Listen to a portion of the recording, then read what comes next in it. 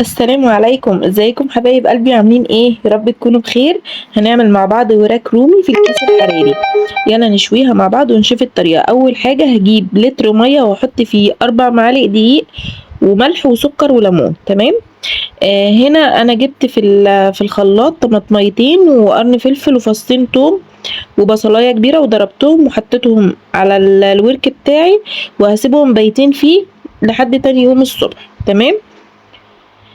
هعمل بس فتحات كده عشان خاطر التتبيله تدخل جواه. بعد كده بقى هنا انا سبته منقوع يوم. طيب، نحط تتبيله تانية بقى عشان نديله الطعم النهائي.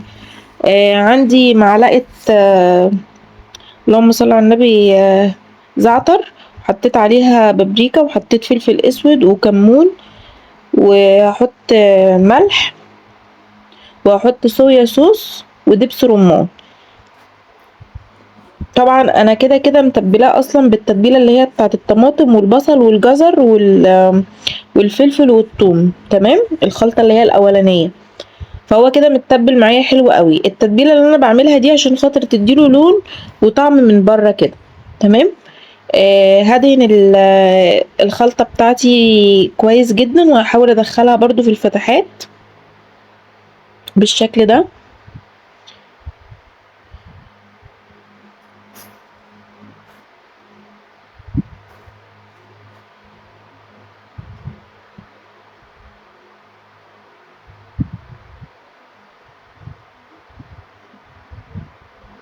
بس تمام، حلو قوي كده.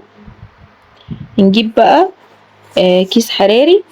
الاكياس الحرارية في منها مقاسين، في مقاس اللي هو بيشيل 3 كيلو، في مقاس اللي هو تقريبا بيشيل كيلو ونص، حاجة زي كده. انا عندي الكيس الحراري اللي هو المقاس الكبير. هجيب الورك بتاعي بالشكل ده، ونخلي بالنا لان الاكياس بتتقطع من على الجناب كده واحنا بندخل الحاجة، نخلي بالنا. طبعا هو معاه الرباط كده، فيه زي سلك كده رفيع قوي، ده بنربط بيه الكيس بعد ما بنخلص.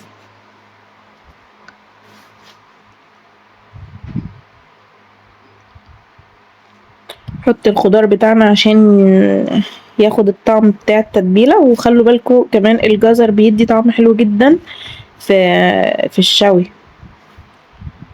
حلو قوي كده. هحاول افرغ بس الهوا منه على قد ما اقدر. انا حطيته في الصينيه دي وحطيت معاه هحط شويه ميه في الوقت ده. انا مولعه كده كده الفرن بتاعي بقاله شويه.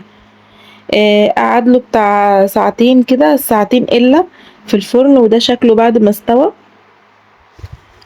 هحطه بقى في طبق. وطبعا انا عامله شويه رز اصفر كده بالكاري، زي ما انتم شايفين كده، طالع ما شاء الله جميل قوي وطعمه حلو قوي واللحمه بتاعته دايبه. اتمنى تجربوه وتقولوا لي رايكم. كنت معاكم مروه من مطبخ الشيف مروه. اتمنى تجربوا وصفاتي وتقولوا لي رايكم. السلام عليكم ورحمه الله.